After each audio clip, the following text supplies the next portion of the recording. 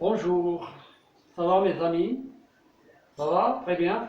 Et vous m'excuserez encore une autre fois, je me suis un peu retardé pour vous, parce que j'ai arraché des dents. Je dois faire un appareil. Alors excusez-moi pour le retard.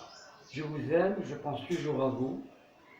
Euh, je suis très heureux de vous rencontrer encore une autre fois pour un nouvel épisode.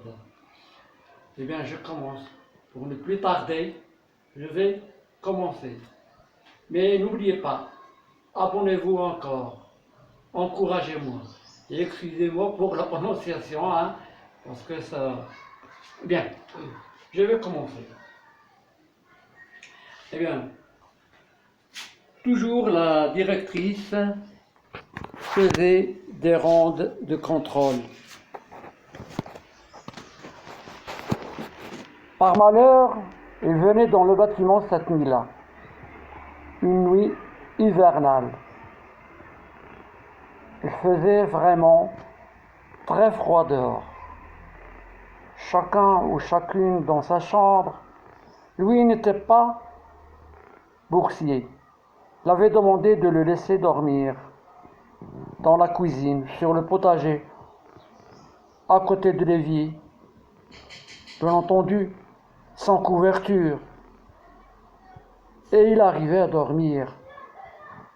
En entendant toc, toc, il sursaute de ses rêveries et montrait qu'il était éveillé. Merci beaucoup mon ami, je ne ferai pas de problème. Vas-y, sors, va faire un tour. Oh les enfants, vous êtes bien chanceux. Dans la maison familiale, bien au chaud. La vie ne fait pas de cadeaux. Des fois, avec ses amis Saïd et Majid, voulait même dormir dans les toilettes. Il n'était pas boursier, sans chambre, ni domicile fixe.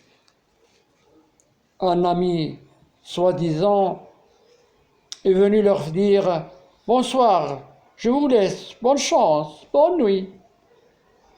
Un ami qui ne reconnaissait le bien qu'on lui a fait. Du coup, il tirait sur la cigarette pour éteindre avec son feu le feu qu'il avait au cœur, très rouge, d'un rouge vif.